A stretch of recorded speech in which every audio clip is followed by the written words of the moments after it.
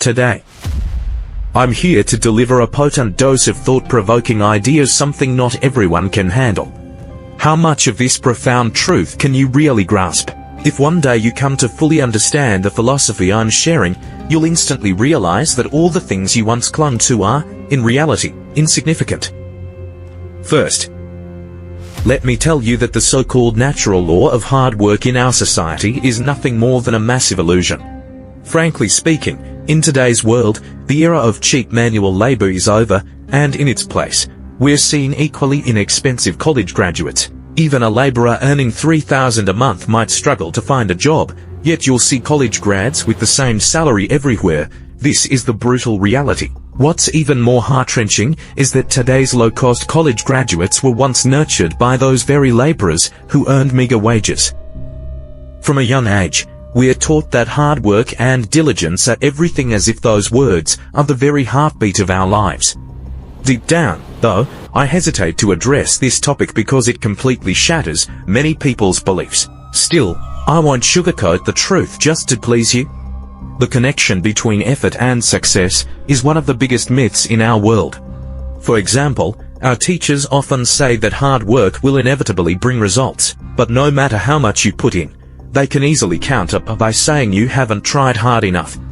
By linking hard work directly to success, they conveniently dodge responsibility without ever needing to improve their teaching or figure out how to make lessons clearer. Take my son, for instance. Now in elementary school, almost every night his homework is dictated by the teacher, forcing parents to shoulder half the burden. Instead of being a genuine learning process for the child, it turns into a heavy load for the parents. Teachers lecture by day, then assign mountains of homework by night, and even on weekends, we as parents know the real cost. Children today hardly have any true childhood left.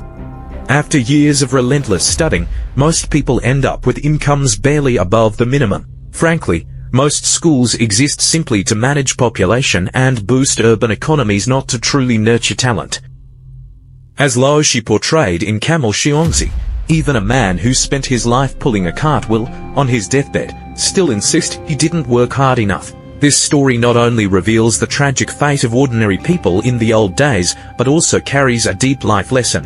Hard work alone will not make you rich. Many people, earning just $4,000 to $5,000 a month, slog through 9 to 6 jobs under the crushing pressure of mortgages and car loans, clinging to the fantasy that if they just endure a few more years, things will turn around. But if you ask those in their 40s, burdened with family responsibilities, you'll see they're not failing due to a lack of effort. They're working too hard, but in the wrong direction. Before we truly experience hardship, we need to understand what real suffering is.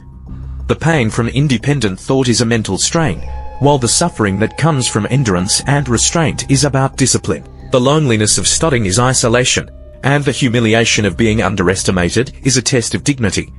The grueling challenge of execution is an entirely new kind of trial, yet most people choose to bear the easier physical hardships, even though the mental challenges, self-discipline, dignity, and execution difficulties are far more demanding.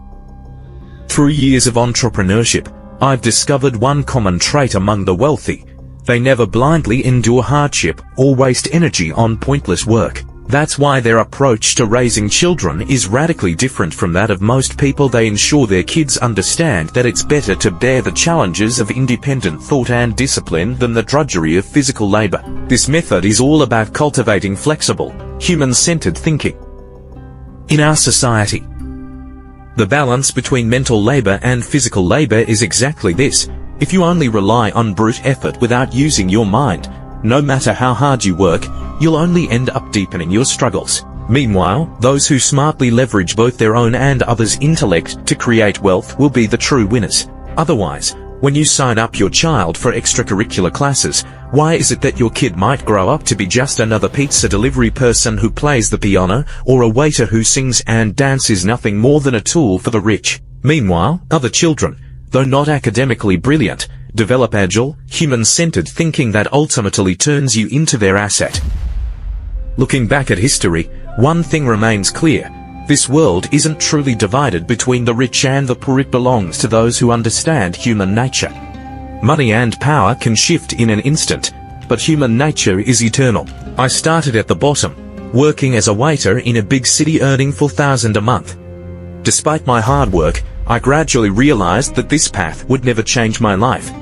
So I resolved never to endure physical labor again. I chose to learn about the internet, entrepreneurship, and e-commerce, and that decision freed me from my past struggles.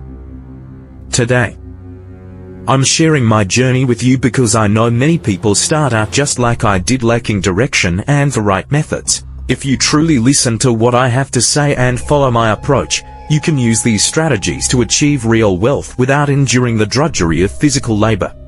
No matter what, this method can help you break free from your difficulties. Over the past few years, I've met countless people who were trapped in low points, unable to pull themselves out.